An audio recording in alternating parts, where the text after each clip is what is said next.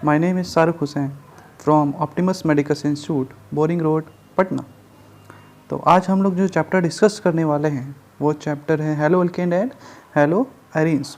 और ये चैप्टर जो है ये आपके एनसीईआरटी पार्ट 2 12th का फर्स्ट चैप्टर है और ऑर्गेनिक का पहला चैप्टर बोल सकते हैं। और इसमें आज जो हम लोग सीखेंगे वो बेसिकली बेसिक्स होंगे जो कि हम लोगों ने पहले भी डिस्कस कर रखा है basic organic chemistry and nomenclature में। हालांकि जनरल ऑर्गेनिक केमिस्ट्री में भी मैंने बहुत सारा मैकेनिज्म आपको पढ़ा रखा है, तो आपको चैप्टर समझने में बहुत ही आसान होने वाला है। तो सबसे पहले जो हम लोग स्टार्ट कर रहे हैं वो इस चीज़ों को समझना है कि यहाँ पर हेलो अल्केन्स और ये जो हेलो एरेन्स लिखा है इसका मतलब क्या है। तो अगर आप ध्यान से गौर से देखेंगे तो इसमें हेलो टर्म लगा है और यहाँ भी हेलो टर्म लगा है। वो दोनों में फ़र्क क्या है कि इसमें अल्केन्स लगा है और इसमें एरीन्स लगा है। मतलब हेलोजेंस जो है वो अल्केन से जुड़ा है और यहाँ हेलोजन जो है वो एरीन से जुड़ा है। तो हेलो टर्म जो है वो प्रीफिक्स होता है हेलोजन का, ये हम लोग जानते हैं IUPAC नोमेनक्लेचर्स। तो इस वजह से हम लोग देख रहे हैं कि जो अल्केन से बना गया हेलोजेंस जुड़ा होगा, जो अल्केन में जुड़कर हेलोजन कोई कंपाउंड बना रहा होगा तो उसको हम लोग बोलेंगे हेलो अल्केन्स। और अगर एरीन्स में कोई हेलोजन जुड़कर कंपाउंड बना रहा होगा तो उसको हम लोग बोलेंगे हेलो एरीन्स। तो इसलिए मैंने यहाँ पर डिफाइन किया है कि haloalkanes and haloarenes are halogen derivative of alkenes and arenes respectively. मतलब हेलोजन के जो ये डेरिवेटिव्स होंगे, और हम लोग जानते भी कि ऑर्गेनिक कंपाउंड्स जो होते हैं वो हाइड्रोकार्बन या फिर उसके डेरिवेटिव्स होते हैं। तो ये जो हेलो अल्कीन और हेलो एरीन्स हैं ये भी क्या हैं, हाइड्रोकार्बन के डेरिवेटिव्स हैं, मतलब ये भी ऑर्गेनिक कंपाउंड हैं। तो यहाँ पर मैंने दो एग्जाम्पल लिए हैं हेलो अल्केन्स के और हेलो एरीन्स के, जहाँ पर आपको दिखेगा एक R के साथ हाइड्रोजन जुड़ा हुआ है और यहाँ पर एक बेंजीन रिंग है। और इस बेंजीन रिंग पे हर एक कार्बन पे आपको क्या देखने को मिलेगा, एक एक हाइड्रोजन देखने को मिलेगा। तो हुआ क्या कि यहाँ से एक H हम लोगों ने हटाया और उस H को हटाकर एक हेलोजन रिप्लेस कर दिया। तो ये जो बना वो क्या बन गया, आपका हेलो अल्केन बन गया, या फिर हम लोग उसको अल्काइल हैलाइड के नाम से भी जानते हैं। जबकि अगर हम लोग बेंजीन से हम लोग किसी हेलोजन को हटाते हैं, H को हटाकर हेलोजन को लगाते हैं, तो वो क्या बन जाएगा, हेलो एरीन्स बन जाएगा। तो ये सिंपल आप लोग को समझ में आ गया होगा ये हेलो अल्केन्स किसको बोलते हैं और हेलो एरीन्स किसको बोलते हैं। अगर अल्केन से रिप्लेस किया हाइड्रोजन तो हेलो अल्केन बनेगा, और अगर एरीन से रिप्लेस किया तो हेलो एरीन्स बनेगा। अब बहुत सारे स्टूडेंट्स को ये प्रॉब्लम आ रही होगी कि सर ये एरीन क्या है। तो भाई ये जो एरीन है ये आपका एरोमेटिक हाइड्रोकार्बन है, और चूंकि हम लोग जनरली जो सिलेबस में हम लोग को दिखता है वो बेंजीन लिखता है, इसलिए यहाँ पर हम लोगों ने बेंजीन का एग्जाम्पल देख रहे हैं। तो एरीन ऐसे कंपाउंड्स होते हैं जो एरोमेटिक हाइड्रोकार्बन होने चाहिए, ऐसे कंपाउंड्स को हम लोग एरीन बोलते हैं। और अगर उस एरोमेटिक कंपाउंड से हम लोग हेलोजन को किसी हाइड्रोजन से रिप्लेस कर रहे हैं तो हम लोग क्या बोलेंगे, उसको हेलो एरीन्स बोलेंगे। देन हम लोग अगर आगे डिस्कस करें तो हेलो अल्केन्स को हम लोग फर्दर 1 डिग्री 2 डिग्री 3 डिग्री अलग अलग डिग्री में क्लासीफाई कर सकते हैं। और ये हम लोगों ने पहले भी पढ़ रखा है, अगर आपको याद होगा 11th में। तो अगर हम ध्यान से देखेंगे तो हम लोगों को यहाँ पर क्या दिखेगा कि ये जो X है ये इस कार्बन से जुड़ा है, और ये कार्बन कितने कार्बन जुड़ा है, तो एक कार्बन से जुड़ा है। तो इसकी डिग्री कितनी होगी, 1 डिग्री होगी, मतलब ये 1 डिग्री हैलाइड है। उसी तरह से अगर हम लोग दूसरा देखें तो यहाँ जो हैलाइड है ये 1 2 और ये 3 कार्बन से जुड़ा हुआ है, जिस कार्बन से हेलोजन जुड़ा है, तो ये क्या हो जाएगा, 3 डिग्री हो जाएगा, मतलब ये 3 डिग्री हैलाइड है। अगर हम लोग इस वाले क्वेश्चन में देखें तो इसमें ये जो हेलोजन है ये इस कार्बन से जुड़ा हुआ है, और ये कार्बन कितने कार्बन से जुड़ा है, तो 1 और ये 2 कार्बन से जुड़ा हुआ है। तो हम लोग क्या बोलेंगे, इसकी डिग्री कितनी है, 2 डिग्री है। तो आपको यहाँ से क्लियर हो गया कि यहाँ से हम लोग डिग्री चेक कैसे करते हैं, और ये हम लोगों ने पहले भी सीख रखा है। अगर वापस से हम लोग एक बार और करें तो आप ध्यान से देखिए यहाँ पर क्या है, ये हेलोजन है। ये हेलोजन जिस कार्बन से जुड़ा है वो एक कार्बन से जुड़े होने की वजह से इसकी डिग्री कितनी हो गई, 1 डिग्री। जबकि अगर इस वाले की बात करें तो ये जो हेलोजन है ये जिस कार्बन से जुड़ा है, ये कार्बन 3 कार्बन से जुड़ा है, इस वजह से इसकी डिग्री 3 डिग्री होगी। जबकि ये जो हैलोजन है ये जिस कार्बन से जुड़ा है उस कार्बन से 2 कार्बन जुड़े होने की वजह से इसकी डिग्री 2 डिग्री होगी।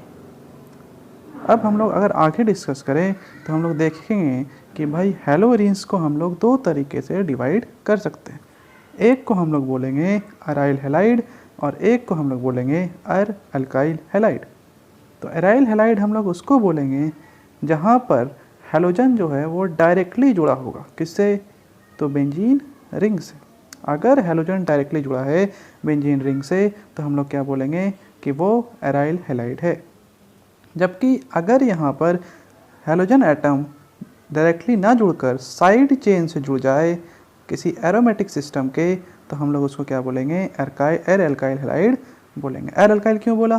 तो एर का मतलब हो गया आपका एराइल और अल्काइल का मतलब हो गया अल्काइल। तो जो बेंजीन वाला पार्ट है ये हो गया आपका एराइल वाला पार्ट, ये वाला पार्ट हो गया आपका अल्काइल वाला पार्ट और ये वाला पार्ट हो गया आपका हैलाइड वाला पार्ट। उसी तरीके से अगर हम लोग एराइल हैलाइड में देखें तो डायरेक्टली आप देखेंगे तो ये बेंजीन से जुड़ा हुआ है, ये हैलाइड भी डायरेक्टली किससे जुड़ा हुआ है? बेंजीन से जुड़ा हुआ है। तो हम लोग क्या बोलेंगे इसको? ये कैसा हैलाइड है? एराइल हैलाइड है। आई होप आपको क्लियर हो गया कि एराइल हैलाइड किसको बोलते हैं। एराइल हैलाइड वैसा कंपाउंड है जिसमें हैलोजन एटम डायरेक्टली जुड़ा होता है, किससे? तो एरोमेटिक कंपाउंड, जिसमें हम लोगों ने जनरली क्या पढ़ने वाले हैं? Benzene ring. जबकि अल्काइल हैलाइड हम लोग किसको बोलेंगे? जब हैलोजन एटम लिंक्ड होगा किससे? साइड चेन से। ध्यान रखेंगे आप, किससे लिंक्ड होगा? साइड चेन से, जैसा कि यहाँ पर आपको दिख रहा है।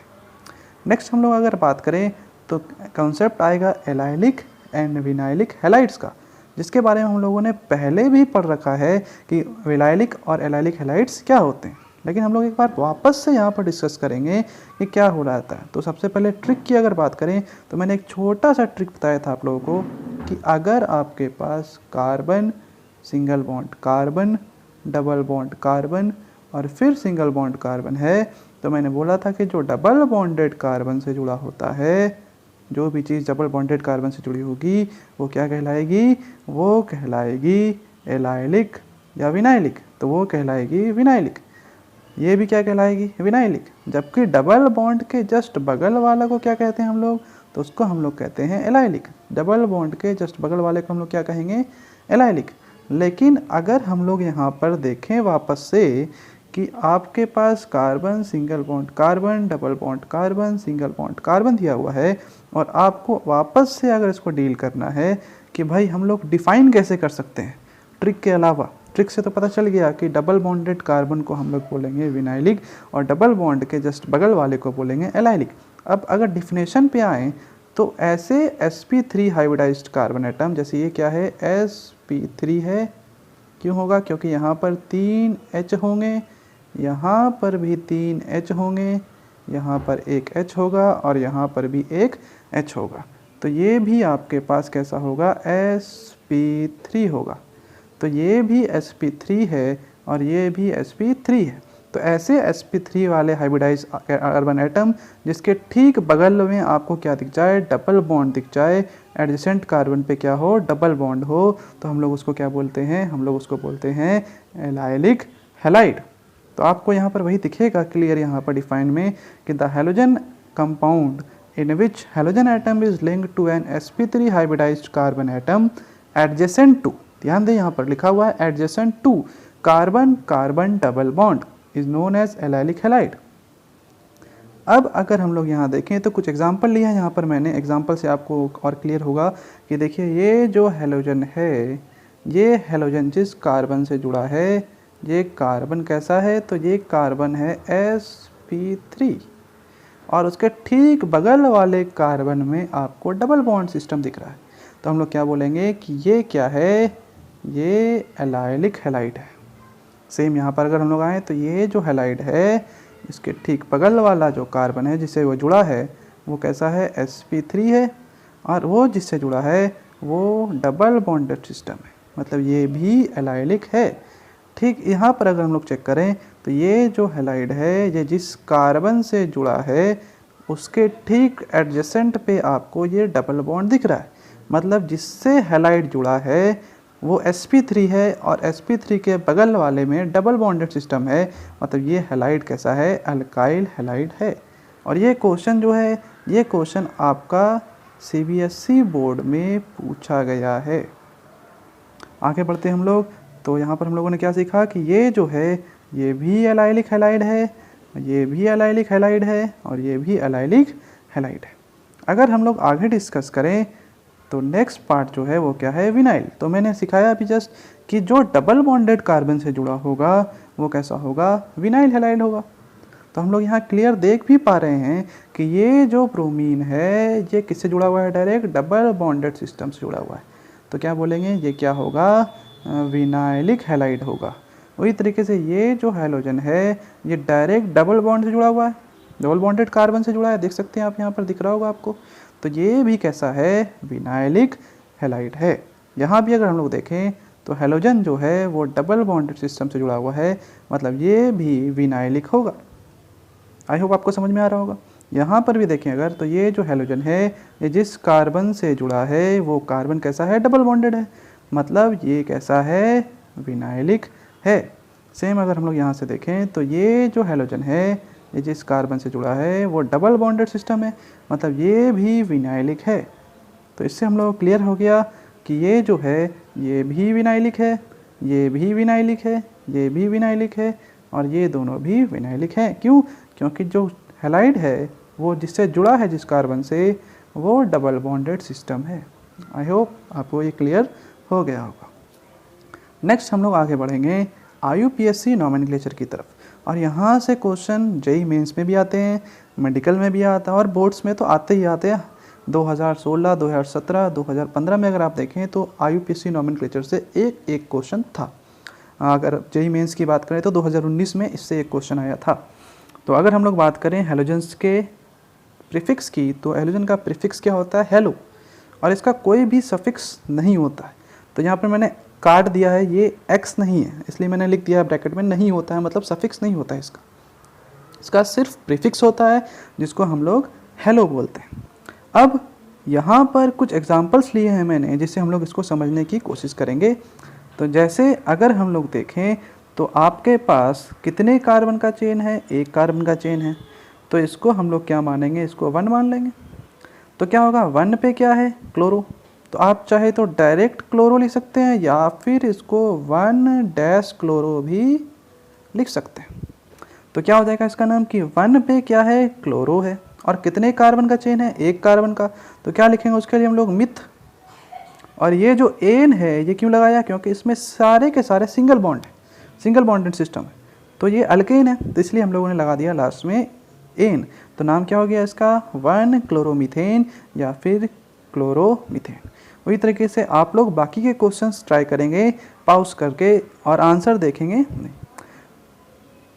आई होप आपने क्वेश्चंस कर लिए होंगे। तो एक एक करके हम लोग इसको डील करेंगे कि यहाँ पर फिर से नंबरिंग कहाँ से स्टार्ट होगी, यहाँ से भी कर सकते हैं, ये 1 ये 2, और हम लोग इस साइड से भी कर सकते हैं, ये हो जाएगा 1 और ये हो जाएगा 2।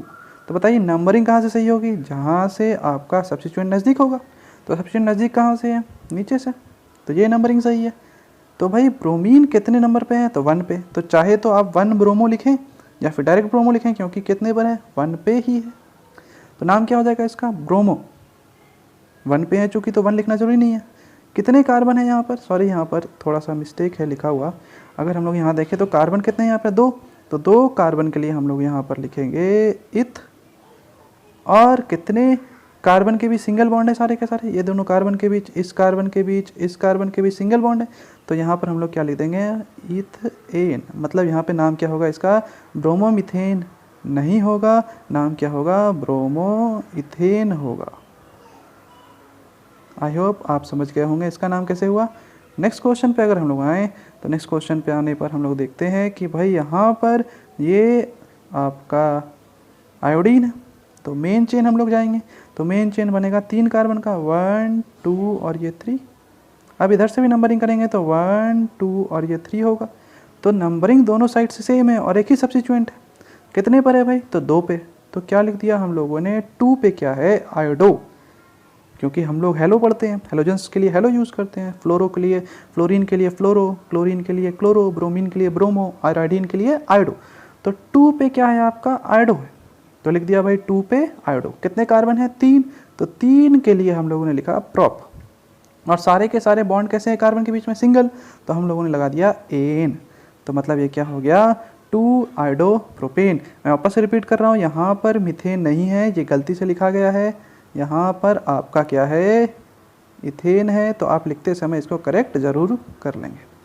नेक्स्ट क्वेश्चन पे अगर हम लोग आगे बढ़ें तो यहाँ पर आपके पास ये जो क्वेश्चन है, इसमें अगर आप ध्यान से देखेंगे तो इसका नंबरिंग क्या होगा? ये 1 होगा, ये 2 होगा, ये 3 होगा। आप चाहे तो नीचे भी जा सकते हैं। आई होप आपको समझ में आ गया होगा नंबरिंग कैसे करनी है। जहाँ से सब्स्टिट्यूएंट नज़दीक आएंगे, तो यहाँ से सब्स्टिट्यूएंट नज़दीक है, 1 पे है। जबकि अगर आप यहाँ से नंबरिंग करेंगे तो ये 1, ये 2 और ये 3 होगा। तो इधर से नंबरिंग करने पर सब्स्टिट्यूएंट आ रहा है, ऊपर से नंबरिंग करने पर, ऊपर से नंबरिंग करेंगे तो सब्स्टिट्यूएंट कितने पर आ रहा है? 1 पे और 2 पे, तो नंबर हो गया 12। और अगर नीचे से नंबरिंग करेंगे आप लोग तो नंबरिंग क्या आएगा? 23। तो बताइए छोटा नंबर कौन है? 12। तो बताइए नंबरिंग कहाँ करना अच्छा? तो नंबरिंग हम लोगों को करना अच्छा है कि भाई हम लोग किसको नंबर मान लें, तो ये 1 हो जाएगा, ये 2 हो जाएगा और ये 3 हो जाएगा। तो इस बार 2 चीज़ें बच गई, एक तो ये मिथाइल बच गया और एक आयोडीन बच गया। तो हम लोग हमेशा लिखते कैसे हैं? तो हम लोग लिखते हैं अल्फ़ाबेटिकली, अल्फ़ाबेट के अकॉर्डिंग नोमेनक्लेचर में। हम लोगों ने पढ़ रखा है यूपीएससी में, बहुत डिटेल में पढ़ाया है मैंने, वहाँ पे आराम आराम से धीरे धीरे पढ़ाया है। तो यहाँ पर क्या हो जाएगा कि 1 पे कौन है? तो लिखा 1 आयोडो। और एक बात का ध्यान रखना है कि नंबर और अल्फ़ाबेट के बीच में डैश होगा और नंबर के बीच में कॉमा होगा। तो इसलिए मैंने 1 के बाद क्या लिखा? 1 के बाद लिखा डैश, देन आयोडो, फिर लिखा डैश। अब क्या बचा मेरे पास? तो बचा मेरे पास मिथाइल। तो मिथाइल कितने पर है? तो 2 पे। तो क्या लिख दिया? 2 पे है मिथाइल। देन कितने कार्बन है? टोटल नंबर कितने कार्बन के में? 3 के। तो हम लोग क्या लिखेंगे? प्रोप। और सारे कार्बन के बीच सिंगल बॉन्ड है, तो इसका आंसर क्या होगा? एन। तो नाम क्या हो गया इसका? 1 आयोडो 2 मिथाइल प्रोपेन। ठीक उसी तरीके से अगर हम लोग नीचे भी नाम लिखें तो नंबरिंग किधर से करेंगे? लेफ्ट से या राइट से? बताएं, आप सोचिए ज़रा मन में। जी बिल्कुल सही। नंबरिंग हम लोग कहाँ से करेंगे? हम लोग नंबरिंग करेंगे लेफ़्ट साइड से। क्यों? क्योंकि यहाँ से सब्स्टिट्यूएंट नज़दीक आ रहा है। तो अगर हम लोग देखें तो 2 सब्स्टिट्यूएंट बच रहे हैं आपके पास, एक CH3 और एक Br। तो बताएं इसका नाम क्या हो जाएगा? इसका नाम बड़ा सिंपल हो जाएगा कि भाई 2 पे पहले तो ब्रोमो लिखेंगे, क्योंकि ब्रोमो में B जो है ये अल्फ़ाबेट में पहले आता है और यहाँ जो M है ये बाद में आता है। तो 2 पे आपके क्या है? ब्रोमो है। फिर 2 पे आपके पास क्या है? मिथाइल है। तो 2 पे आ गया मिथाइल। देन टोटल कार्बन कितने? 4। तो नाम क्या लिखेंगे? ब्यूट, क्योंकि 4 कार्बन के लिए हम लोग ब्यूट यूज़ करते हैं। और टोटल कार्बन के बीच में जो बॉन्ड थे वो सारे के सारे सिंगल बॉन्ड है, तो लास्ट में क्या लिख दिया? एन। तो नाम जो हो गया आपका 2 bromo 2 methyl butane. I hope आपको समझ में आ गया होगा। नेक्स्ट क्वेश्चन आप करने की कोशिश करें, डिस्कस करते हैं। अगर हम लोग नंबरिंग करें तो नंबरिंग यहाँ ध्यान से करना होगा कि नंबरिंग ये होगा 1, ये होगा 2। अब हम लोग कहाँ जाएं? आगे बढ़ें, नीचे जाएं या ऊपर जाएं? तो जो भी लोग आगे या नीचे जा रहे थे वो गलत हैं, क्योंकि ऊपर 2 कार्बन का चेन बनेगा और नीचे या आगे बढ़ने पर आपके पास 3 कार्बन का चेन बनेगा। तो C2H5 होता क्या है? तो CH2 और CH3 है यहाँ पे। तो यहाँ से नंबर 2 के बाद ये हो जाएगा 3 और ये हो जाएगा 4। तो ये मिथाइल बच जाएगा और ये मिथाइल बच जाएगा। तो सबसे पहले क्या बचा? आई आता है अल्फ़ाबेट में, तो पहले क्या लिखेंगे? आयोडो। कितने पर? तो 1 पे। तो लिखा 1 पे क्या है? आयोडो। अब मिथाइल कितने नंबर पे है? तो 2 पे है, ये भी और ये भी। तो क्या हो जाएगा? 2,2। जितनी बार आएगा उतनी बार लिखना पड़ेगा। तो क्या लिखा? 2,2। दोनों तो सेम चीज़ है, ये भी मिथाइल है और ये भी मिथाइल है। तो क्या लिखेंगे? 2,2 कितनी बार है? तो 2 बार तो लिखा डाई, और 1 कार्बन है तो क्या लिखेंगे उसके लिए? सब्स्टिट्यूएंट का नाम क्या हो जाएगा? मिथाइल। अब कोई भी सब्स्टिट्यूएंट बचा नहीं, सारे सब्स्टिट्यूएंट तो खत्म हो गए। तो बचा क्या आपके पास? सिर्फ और सिर्फ ये आपका मेन चेन, ये जो दिख रहा है आपको। कितने कार्बन का? 4 कार्बन का। तो 4 कार्बन के लिए हम लोग क्या यूज़ करते हैं? ब्यूट। 4 कार्बन के लिए हम लोग क्या यूज़ करते हैं? हम लोग यूज़ करते हैं ब्यूट। तो यहाँ से 4 कार्बन के लिए हम लोग यूज़ किया ब्यूट, और सारे के सारे सिंगल बॉन्ड थे, तो हम लोगों ने ये देख सकते हैं आप, यहाँ जो चेन बना आपका, ये सारे के सारे कैसे हैं, सिंगल बॉन्डेड हैं, तो लास्ट में क्या लगा दिया, एन, तो नाम हो गया 1 iodo 2,2 dimethyl butane. I hope ये आपको समझ में आ गया होगा। नेक्स्ट क्वेश्चन पे आते हैं हम लोग। अगर इस क्वेश्चन पे हम लोग आएँ तो यहाँ पर हम लोग देख सकते हैं कि आपके पास नंबरिंग क्या होगी, तो नंबरिंग होगा, आप दोनों साइड से कर सकते हैं, ये 1, ये 2 और ये 3, आप इधर से भी नंबरिंग कर सकते हैं, ये हो जाएगा 1, ये हो जाएगा 2 और ये हो जाएगा 3। तो नंबरिंग दोनों साइड से सेम आ गई। अगर नंबरिंग दोनों साइड से सेम आ गई है, इधर से भी 123 है, लेफ्ट साइड से भी और राइट साइड से भी 123 है, तो कौन सी नंबरिंग सही होगी, तो हम लोग उस साइड से जाना प्रेफर करेंगे जहाँ से अल्फ़ाबेटिकली पहले आएगा। तो बताइए लेफ़्ट से पहले आएगा अल्फ़ाबेट या राइट से आएगा।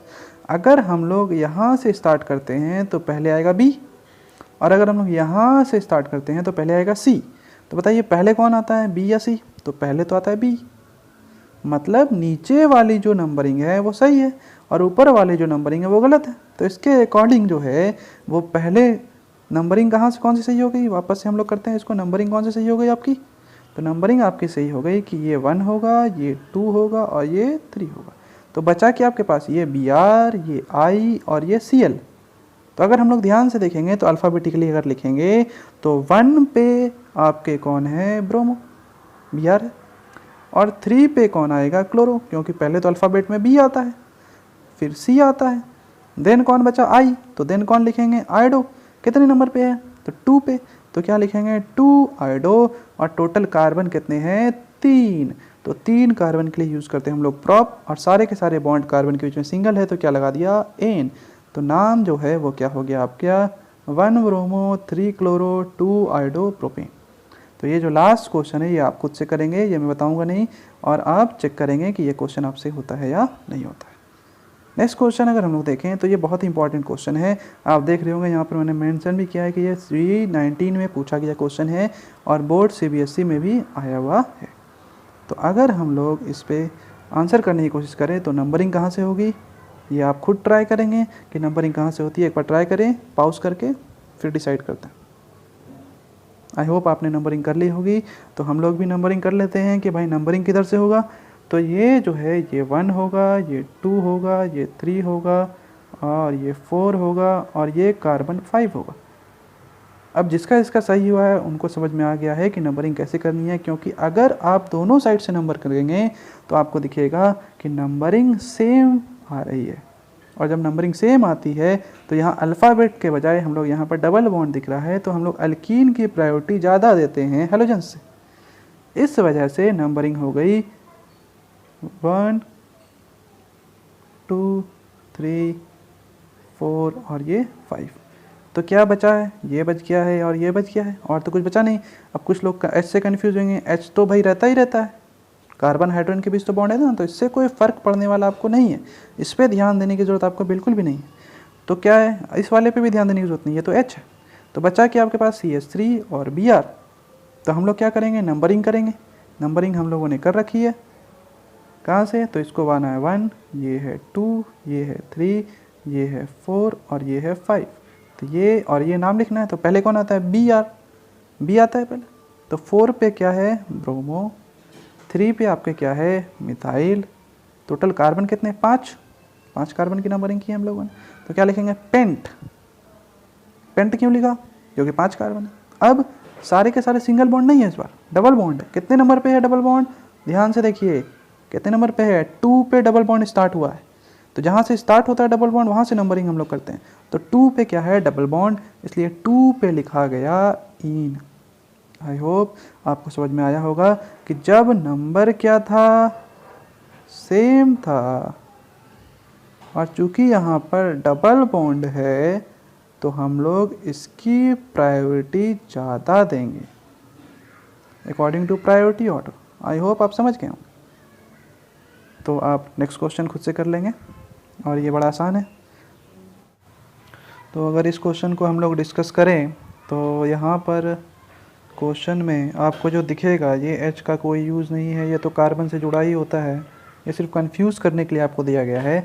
तो अगर हम लोग देखें तो डायग्राम जो है वो सिंपल इस तरीके का होगा। यहाँ Br है, यहाँ CH3 है, यहाँ डबल बॉन्ड है, तो नंबरिंग क्या हो जाएगी 1 2 और ये 3। तो 3 पे क्या है ब्रोमो, 3 पे लिखा ब्रोमो। 2 पे क्या है मिथाइल, तो 2 पे लिखा मिथाइल। कितने कार्बन है टोटल 3, 3 के लिए लिखा प्रॉप। डबल बॉन्ड है 1 पे तो लिखा 1, और डबल बॉन्ड के लिए नाम क्या लिखा इन। तो आपको समझ में आ गया होगा कि इसका नाम कैसे हो गया 3 ब्रोमो 2 मिथाइल प्रॉप 1 इन। तो ये हम लोगों ने सीखा नॉमेनक्लेचर। थोड़े बहुत क्वेश्चन हम लोगों ने किए हैं, बाकी आप प्रैक्टिस कर सकते हैं, क्वेश्चंस आपसे बन जाएंगे, क्योंकि नॉमेनक्लेचर के सारे क्वेश्चंस मैंने आपको ऑलरेडी क्लास में करा रखा है। नेक्स्ट हम लोग आएंगे method of preparation of haloalkanes. एक बात समझ लीजिए आप लोग कि इसको मैं 2 पार्ट में पढ़ाऊँगा, हेलो अल्केन्स अलग पढ़ाऊँगा और हेलो अरीन्स अलग पढ़ाऊँगा। हेलो अल्केन्स में हम लोग 3 पार्ट पढ़ेंगे। एक पढ़ेंगे मेथड ऑफ प्रिपरेशन कि कैसे बनाते हैं हम लोग हेलो अल्केन्स को। दूसरा पढ़ेंगे हम लोग फिज़िकल प्रॉपर्टीज़, जिसमें हम लोग उसका बॉइलिंग पॉइंट, सॉलिबिलिटी, ये सब फैक्टर्स को चेक करेंगे। और नेक्स्ट थर्ड हम लोग जो पढ़ेंगे वो पढ़ेंगे chemical properties of haloalkanes. मतलब हेलो अल्केन्स को हम लोग और किन किन चीज़ों से बदल करके चेंज कर सकते हैं। मतलब हेलो अल्केन से हम लोग क्या क्या बना सकते हैं, इजी लैंग्वेज में अगर कहें तो हेलो अल्केन से क्या क्या चीज़ें बनाएंगे वो आती हैं केमिकल प्रॉपर्टीज़ में। तो जो सबसे पहला तरीका होता है हेलो अल्केन्स बनाने का वो होता है अल्कोहल से। कैसे बनाएंगे अल्कोहल से? सबसे पहले तो दिमाग में आएगा कि अल्कोहल क्या होता है। तो अल्कोहल होता है OH, ये पता है आपको। तो जिसमें भी OH ग्रुप लगा होता है वो क्या होता है अल्कोहल होता है। अब अल्कोहल को हम लोग क्या करते हैं, इस OH ग्रुप को रिप्लेस कर देते हैं और इस OH ग्रुप को हटाकर उसके बदले क्या लगा देते हैं हैलोजन एटम। कैसे लगाएंगे? तो इसके लिए सिंपल सी चीज़ है कि आपको किसी ना किसी चीज़ की ज़रूरत पड़ेगी। तो क्या ज़रूरत पड़ेगी? अलग अलग टाइप के रिएजेंट की। क्लोरीन जोड़ने के लिए अलग टाइप का रिएजेंट लेंगे, ब्रोमीन जोड़ने के लिए अलग रिएजेंट लेंगे, आयोडीन जोड़ने के लिए अलग रिएजेंट का यूज़ करेंगे। तो सबसे पहला जो है वो तरीका है by the reaction with halogen acid, halogen acid से। तो अगर हम लोग यहाँ पर देखें तो हैलोजन एसिड से क्या हो रहा है कि भाई आपके पास यहाँ पर अल्कोहल को कन्वर्ट कर रहे हैं हैलोजन एसिड से। हैलोजन एसिड का मतलब क्या होता है HX। तो क्या हो रहा है कि यहाँ से ये X आ रहा है और इस OH को हटा रहा है। तो क्या हो रहा है, रिप्लेस कर रहा है एक तरीके से कि OH हटा और X आ गया। कैसे आया? तो भाई X माइनस जो है यहाँ पर न्यूक्लियोफाइल की तरह बिहेव कर रहा है और यहाँ से आपको R प्लस मिलेगा और इस R प्लस पे जाके ही X माइनस जुड़ जाएगा। तो क्या बन जाएगा RX। कैसे हुआ इसका मैकेनिज्म हम लोगों ने पहले पढ़ रखा है, होप आपको याद होगा। मैं थोड़ा सा हिंट दे देता हूँ यहाँ पर, अगर आपको याद ना हो तो ध्यान से देखेंगे कि आपके पास है ROH और इसके पास क्या है लोन पेयर, और यहाँ पर आपके पास है H प्लस। HX से आपको क्या मिलेगा H प्लस। इसको इलेक्ट्रॉन की कमी है तो ये इसको इलेक्ट्रॉन डोनेट कर देगा। डोनेट करने पर यहाँ से बन जाएगा ROH H और इस पे आ जाएगा पॉजिटिव चार्ज। तो ये यहाँ से हम लोग जानते हैं ना कि ये आसानी से वाटर बन के निकल जाएगा ये पार्ट। तो बचा कि आपके पास R पे चार्ज कैसा आएगा, इससे इलेक्ट्रॉन दूर गए ना, तो चार्ज कैसा आएगा R पे पॉजिटिव। तो क्या बना, कार्बोकेटायन बन गया ना। तो इस कार्बोकेटायन पे कौन जुड़ेगा, तो जो भी हैलोजन आपके पास अवेलेबल होगा न्यूक्लियोफाइल की तरह। Cl माइनस है तो Cl माइनस, Br माइनस है तो Br माइनस, I माइनस है तो I माइनस। लेकिन सिंपल तरीके से आप याद रखें तो आसान पड़ेगा आपके लिए कि यहाँ से क्या हुआ कि ये जो HOH है ये निकल गया और इस R से ये X जुड़ गया। तो क्या बन गया RX और बाहर क्या निकला यहाँ से, तो H2O। आई होप आपको समझ में आ गया होगा। नेक्स्ट हम लोग आगे बढ़े तो क्या है क्लोरो अल्केन्स कैसे बनाएंगे, क्योंकि अभी हम लोगों ने देखा जनरल केस। अब देखेंगे अलग अलग रिएक्शन, क्लोरो कैसे बनाएंगे, ब्रोमो कैसे बनाएंगे और आयोडो कैसे बनाएंगे। तो क्लोरो अल्केन्स बनाने के लिए हम लोग क्या यूज़ करते हैं, हम लोग यूज़ करते हैं अल्कोहल तो लेंगे ही, क्योंकि अल्कोहल से पढ़ रहे हैं बनाने के तरीके। तो अल्कोहल लेंगे और साथ में उसमें मिलाएंगे हम लोग HCl in the presence of anhydrous ZnCl2। तो कुछ स्टूडेंट्स को ये समझ में नहीं आया होगा कि सर ये एनहाइड्रस टर्म क्या है। तो एनहाइड्रस टर्म के लिए आप सिंपल तरीके से ये मान सकते हैं कि उसमें कोई भी वाटर के मॉलिक्यूल्स प्रेजेंट नहीं है। मतलब ये क्रिस्टल के फॉर्म में होगा जिसमें वाटर के क्रिस्टलाइजेशन नहीं है, वाटर नहीं है। नॉर्मल सेंस में आप याद सकते हैं कि जिसमें पानी नहीं होता है वो एनहाइड्रस होता है। आई होप आप समझ गए होंगे। नेक्स्ट हम लोग अगर देखें यहाँ पर तो हम लोगों ने क्या देखा कि ये रिएक्शन कराने पर, फिर से मैं शॉर्ट तरीका ही बताऊँगा आपको याद रखने का ताकि वो आपको आसान पड़ेगा, कि यहाँ से ये OH हटेगा और उसके बदले कौन आएगा, Cl। तो क्या हो गया, देखिए यहाँ Cl आ गया और निकला कौन यहाँ से, H2O। तो क्या बन गया, क्लोराइड का फॉर्मेशन हो गया। अब यहाँ पर एक इम्पॉर्टेंट चीज़ मैं आपको बताना चाहता हूँ लुकस टेस्ट के बारे में। हालांकि ये अल्कोहल चैप्टर में भी आता है, लेकिन चूंकि हम लोग यहाँ अल्कोहल से डील कर रहे हैं तो यहाँ पर ही डिस्कस कर लें तो ज़्यादा आसान रहेगा, वापस फिर एक बार और पढ़ लेंगे। तो अगर हम लोग यहाँ देखें तो यहाँ मैंने 3 तरह के अल्कोहल लिखे हैं, 1 डिग्री, 2 डिग्री और 3 डिग्री। अब ये लुकस टेस्ट है क्या, तो लुकस टेस्ट जो है वो यूज़ करते हैं हम लोग अल्कोहल के बारे में पता करने में। ये मान लेते हैं आपको कोई केमिकल, कोई मॉलिक्यूल दे दिया, लिक्विड दे दिया, आपसे पूछे कि बताओ भाई ये कौन सा डिग्री अल्कोहल है, तो हम लोग इस टेस्ट का यूज़ करेंगे। अब कैसे करते हैं उस टेस्ट को वो बताएंगे मैं अभी। तो क्या बताएगा ये कि कौन 1 डिग्री है, कौन 2 डिग्री है और कौन 3 डिग्री है। तो हम लोग क्या करते हैं, उसमें मिलाते हैं कॉन्सनट्रेटेड HCl प्लस ZnCl2। तो कई बार मेडिकल में क्वेश्चन आ चुका है कि ल्यूकस रिएजेंट जो है वो क्या होता है। तो ल्यूकस रिएजेंट क्या है, तो ल्यूकस रिएजेंट है कॉन्सनट्रेटेड HCl प्लस ZnCl2। अब इसका यूज़ क्या है, तो मैकेनिज्म आगे बताऊंगा मैं, लेकिन डायरेक्ट समझिए पहले कि क्या होगा भाई, OH के बदले यहाँ Cl आया, यहाँ भी क्या आया, Cl आया, लेकिन इसमें रिएक्शन पॉसिबल नहीं होता। अब होता क्या है कि जैसे ही रिएक्शन होता है 3 डिग्री वाले का, तो 3 डिग्री से रिएक्शन कराने पर आपको दिखता है क्लाउडीनेस, जिसको हम लोग टर्बिडिटी के नाम से भी जानते हैं। मतलब आपको एक तरह से धुएं जैसा, कुछ बादल जैसा दिखने लगेगा और ये तुरंत दिखता है, इंस्टेंट। तो अगर आपने ल्यूकस रिएजेंट डाला अल्कोहल में और अगर इंस्टेंट क्लाउडीनेस दिखता है तो हम लोग बोलेंगे कि भाई ये कौन सा डिग्री अल्कोहल है, तो ये 3 डिग्री अल्कोहल है। और अगर आप उस जैसे ही ल्यूकस टेस्ट कराते हैं, ल्यूकस रिएजेंट डालते हैं और आपको 5 से 10 मिनट लग जाते हैं टर्बिडिटी दिखने में, तो हम लोग उसको बोलते हैं कि ये ज़रूर 2 डिग्री होगा। जबकि अगर आपको कोई टर्बिडिटी दिखे ही नहीं तो हम लोग क्या बोलेंगे कि वो 1 डिग्री अल्कोहल होगा। और अगर आपको देखना है तो हम लोग क्या कर सकते हैं, कंफर्म करने के लिए उसको हीट करते हैं 30 मिनट तक, तब जाके टर्बिडिटी आपको दिखेगी, अदरवाइज इसमें कोई भी टर्बिडिटी नहीं दिखने वाली है। वापस से डिस्कस करें एक बार कि अगर आप ल्यूकस टेस्ट कराते हैं और इंस्टेंट क्लाउडीनेस दिखता है तो क्या बोलेंगे, वो कितना डिग्री अल्कोहल है, बोलिए जी, बिल्कुल सही, ये 3 डिग्री अल्कोहल है।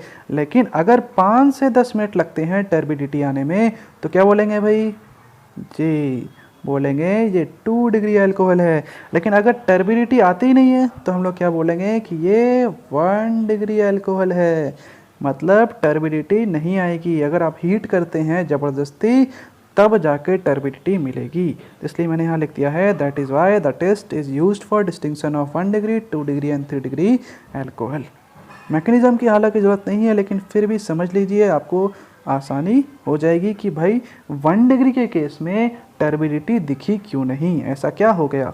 तो उसको समझाने के लिए मैंने यहाँ पर मैकेनिज्म डिस्कस किया है कि भाई यहाँ पर ऑक्सीजन मोर इलेक्ट्रोनेगेटिव है, हाइड्रोजन लेस इलेक्ट्रोनेगेटिव है, और यहाँ पर ZnCl2 जो है वो La है। La का मतलब क्या है, क्लास वालों को याद होगा, इसको हम लोग बोलते हैं लेविस एसिड। इसको हम लोग क्या बोलते हैं, लेविस एसिड। और लेविस एसिड का आपको पता है क्या होता है, तो इसको इलेक्ट्रॉन की ज़रूरत है। अगर इसको इलेक्ट्रॉन की ज़रूरत है तो इसको इलेक्ट्रॉन डोनेट करेगा कौन, अल्कोहल में ऑक्सीजन। ओके, ऑक्सीजन के पास क्या है, लोन पेयर। अब ये जैसे ही डोनेट करेगा तो अपना इलेक्ट्रॉन डोनेट कर रहा है, तो चार्ज कैसा आएगा इस पर भाई बताओ, पॉजिटिव चार्ज आएगा। समझ रहे हैं आप। अब जैसे ही पॉजिटिव चार्ज आया तो ये क्या करेगा, यहाँ से बॉन्ड तोड़ के निकल लेगा। तो जैसे ही यहाँ से बॉन्ड तोड़ के निकलेगा तो इस R पे चार्ज कैसा आएगा, पॉजिटिव चार्ज आ जाएगा और ये यहाँ से बाहर निकल जाएगा। तो होता क्या है फिर यहाँ से कि ये जो R+ मिला ये क्या है भाई, कार्बोकेटाइन है, R+ कार्बोकेटाइन है। अब स्लो स्टेप कौन सा होगा, तो भाई ये स्लो स्टेप होगा यहाँ से यहाँ, क्योंकि ये क्या बना रहा है, कार्बोकेटाइन। और जो स्लो स्टेप होता है हम लोग जानते हैं वो क्या होता है, RDS होता है। RDS का मतलब रेट डिटरमाइनिंग स्टेप, मतलब यही स्टेप डिसाइड करेगा कि रिएक्शन जल्दी होगा तो कितना जल्दी होगा और क्यों होगा। तो चूंकि कार्बोकेटाइन का फॉर्मेशन हो रहा है, तो जितना कार्बोकेटाइन स्टेबल होगा उतना जल्दी प्रोडक्ट बनेगा, उतना जल्दी रिएक्शन होगा, तो टर्बिडिटी उतनी जल्दी मिलेगी। तो आप ही बताइए भाई कि कार्बोकेटाइन सबसे ज़्यादा स्टेबल कब होता है? तो 3 डिग्री में। तो हम लोगों ने ऊपर देखा भी कि 3 डिग्री के केस में टर्बिडिटी इंस्टेंट मिल रही है, लेकिन 2 डिग्री की थोड़ी कम होती है तो थोड़ा टाइम लगा। और 1 डिग्री के केस में कार्बोकेटाइन की स्टेबिलिटी सबसे कम होती है, इस वजह से उसमें टर्बिडिटी बहुत स्लो रिएक्शन हो जाता है और टर्बिडिटी मिलने की पॉसिबिलिटी नहीं होती है। तो ज़बरदस्ती रिएक्शन कराते हैं, इसलिए हीट प्रोवाइड करते हैं, तो 30 मिनट में आपको हीट करने के बाद टर्बिडिटी दिखती है। तो इसलिए यहाँ पे मैंने लिख दिया है rate of stability is directly proportional to stability of carbocation. तो इस तरह के क्वेश्चन भी आते हैं कि आप बताइए कि किसमें ल्यूकस टेस्ट देगा और किसमें टेस्ट नहीं देगा। तो ये यहाँ से OH निकलेगा, तो इस पर चार्ज आएगा पॉजिटिव, तो ये तो 1 डिग्री है, तो ये टेस्ट नहीं देगा। इस क्वेश्चन में यहाँ से निकलेगा OH, तो इस कार्बन पे आएगा पॉजिटिव, तो ये कैसा है? 2 डिग्री है, तो ये टेस्ट देगा, क्योंकि 2 डिग्री में ल्यूकस टेस्ट पॉसिबल होता है। अब यहाँ से OH निकलेगा, तो इस बेंजीन रिंग पे पॉजिटिव आएगा, आप अगर ध्यान से देखेंगे तो। और जब बेंजीन रिंग पे कोई चार्ज होता है, चाहे वो प्लस चार्ज हो चाहे वो माइनस चार्ज हो, तो क्या होता है? हाईली अनस्टेबल होता है। मतलब ये कभी भी यहाँ से इस OH को निकालेगा नहीं, तो कार्बोकेटाइन का फॉर्मेशन ही नहीं हो पाएगा। तो हम लोग क्या बोलेंगे? ल्यूकस टेस्ट पॉसिबल नहीं है। जबकि इस क्वेश्चन में अगर हम लोग बात करें, तो यहाँ से OH निकलने पर यहाँ आएगा पॉजिटिव चार्ज, और जो जाएगा रेजोनेंस में। जी बिल्कुल सही सुना आप लोगों ने, रेजोनेंस में। इसमें क्या होगा? रेजोनेंस होगा, और रेजोनेंस होने की वजह से इसकी स्टेबिलिटी ज़्यादा होने की वजह से, चूँकि ये 1 डिग्री है लेकिन फिर भी इसके स्टेबिलिटी होने की वजह से ये ल्यूकस टेस्ट दे रहा है। इसलिए ध्यान रखें कि नॉर्मल केसेस में एरोमेटिक के अलावा, मतलब बेंजाइल के अलावा, हम लोग इसको आसानी से चेक करते हैं, लेकिन कुछ ऐसे भी केसेस होते हैं जिसमें 1 डिग्री होने के बावजूद ये ल्यूकस टेस्ट देता है। ये क्या है भाई? तो ये OH यहाँ से निकलेगा, तो इस पर क्या आएगा? Positive charge. और ये पॉजिटिव चार्ज कितना डिग्री है भाई? ये कौन से कार्बोकेटाइन बन रहा है? तो 1 डिग्री कार्बोकेटाइन बन रहा है, और 1 डिग्री कार्बोकेटाइन ल्यूकस टेस्ट देगा क्या? क्या 1 डिग्री कार्बोकेटाइन स्टेबल होता है ज़्यादा? नहीं होता है, तो इसलिए ये ल्यूकस टेस्ट नहीं देगा। आई होप आपके समझ में आ गया होगा। नेक्स्ट हम लोग अगर बात करें, तो हम लोग बात करेंगे ब्रोमो अल्केन्स की। और अगर ब्रोमो अल्केन को हम लोग बनाना है, तो इसके लिए रिएजेंट क्या लेंगे? तो रिएजेंट लेते हैं हम लोग NaBr या फिर KBr, और उसके साथ हम लोग डालते हैं कॉन्सनट्रेटेड H2SO4। अब यहाँ पर रिएक्शन जो जनरली होता है वो NCERT में सिर्फ ये नीचे वाला रिएक्शन लिखा होता है, ये वाला डायरेक्ट लिख देता है ये दोनों जोड़कर, लेकिन मैंने इसको 2 स्टेप में डिवाइड किया है ताकि आपको समझने में आसानी हो जाए। तो अगर आप ध्यान से देखेंगे तो रिएक्शन क्या हो रहा है कि भाई यहाँ से H2SO4 से आपको मिलेगा H+, और ये H+ क्या करेगा? इस Br- से जुड़ जाएगा, तो क्या मिल जाएगा आपको? HBr। अब यहाँ से बचा क्या? एक H तो निकल गया, तो बचा HSO4-, इस वाले से HSO4-, और इस वाले से क्या मिला आपको? Na+, तो क्या बन जाएगा? NaHSO4। समझ में आ गया?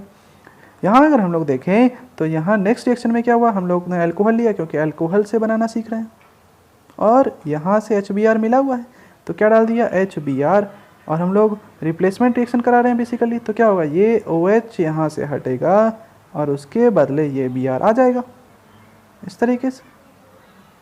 तो क्या होगा? रिएक्शन क्या हो जाएगा? तो यहाँ पर I नहीं होगा, यहाँ पे बेसिकली Br होगा। तो यहाँ क्या हो जाएगा? C2H5Br plus H2O। यहाँ आपका कार्बोकेटाइन क्या बना होगा? तो C2H5 पॉजिटिव आपका कार्बोकेटाइन बना होगा, और यहाँ से आपको मिला होगा Br नेगेटिव न्यूक्लियोफाइल। तो क्या बन गया आपके पास? C2H5Br। नेक्स्ट हम लोग डिस्कस करेंगे, और ये लास्ट रिएक्शन होगा आज के लेक्चर का। देन हम लोग नेक्स्ट लेक्चर में इसको डिस्कस करेंगे कि इसके और कौन कौन से तरीके होते हैं बनाने के। लास्ट जो है वो है आयोडो अल्केन्स। आयोडो अल्केन्स जो है हम लोग बनाते हैं KI in the presence of H3PO4। अब H3PO4 लिए तो यहाँ पर भी सेम टाइप का होगा कि बताइए यहाँ से आपको क्या मिलेगा? H+, और यहाँ से मिलेगा आपको I-। तो क्या होगा? ये जो आपके पास I- है, ये I- इसके H+ से जुड़ेगा, और यहाँ से क्या मिल जाएगा? HI। तो बचा क्या आपके पास? तो आपके पास बचा यहाँ से K, और यहाँ से बचा H2PO4, माइनस, तो क्या बन गया K प्लस और H2PO4 माइनस मिलके बना दिया KH2PO4 और यहाँ से HI मिल गया। अब रिएक्शन तो सिंपल हो गई कि यहाँ से OH रिप्लेस हो जाएगा और उसके बदले कौन आ जाएगा I, और बाहर कौन निकल गया HOH, तो क्या निकल गया बाहर H2O और यहाँ जो I था ये इस पे आकर जुड़ गया, तो क्या बन गया C2H5I। अब सबसे बड़ा क्वेश्चन ये राइज होता है कि सर आपने पिछले वाले केस में H2SO4 लिया था लेकिन RI वाले केस में H3PO4 ले रहे हैं, ऐसा क्यों? ये क्वेश्चन NCERT में भी पूछा गया और एग्ज़ाम में भी आया। तो सिंपल सा रीज़न है कि जो H2SO4 अगर हम लोग ले लें यहाँ पर, तो H2SO4 बहुत अच्छा ऑक्सीडाइजिंग एजेंट होता है। OA का मतलब ऑक्सीडाइजिंग एजेंट। तो क्या होगा, अगर ये ऑक्सीडाइजिंग एजेंट है तो ये ऑक्सीडाइज कर देगा किसको, इस I माइनस को I2 में, -1 से 0 में क्या हो गया, ऑक्सीडाइज हो गया। और I2 मिलने की वजह से आपके पास I माइनस तो बचा ही नहीं, न्यूक्लियोफाइल तो है ही नहीं। तो बताइए रिएक्शन कैसे होगा, क्या रिएक्शन हो पाएगा? नहीं हो पाएगा।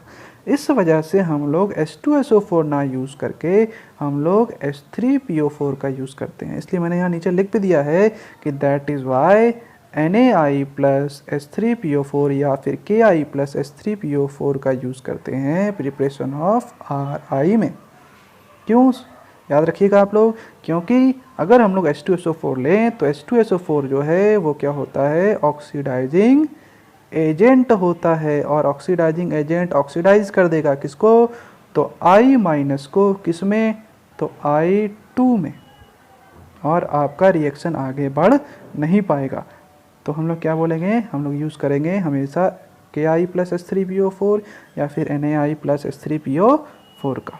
रिएक्टिविटी ऑर्डर क्या होगी, तो सिंपल है, यहाँ भी क्या बन रहा होगा, कार्बोकेटाइन, और कार्बोकेटाइन बन रहा है तो कार्बोकेटाइन आपके पास क्या बन रहा है, कार्बोकेटाइन बन रहा है R पॉजिटिव। तो बताइए R पॉजिटिव सबसे ज़्यादा स्टेबल किसका होता है, तो 3 डिग्री का, फिर किसका होता है, तो 2 डिग्री का, फिर किसका होता है, 1 डिग्री का, एंड लास्ट में आता है CH3। तो ये तो याद करने वाली बात है ही नहीं, क्योंकि जनरली ये सारे के सारे रिएक्शन कैसे हैं, कार्बोकेटाइन का फॉर्मेशन कर रहे हैं। और कार्बोकेटाइन सबसे ज़्यादा स्टेबल किसका होता है, हम लोगों ने बहुत बार पढ़ा है कि कार्बोकेटाइन स्टेबल होता है 3 डिग्री का, फिर 2 डिग्री का, और फिर 1 डिग्री का। तो हम लोग आज यहीं पर ये लेक्चर कंप्लीट करेंगे और मिलते हैं फिर नेक्स्ट लेक्चर में। तब तक घर पे रहिए, सेफ रहिए और पढ़ते रहिए। Thank you.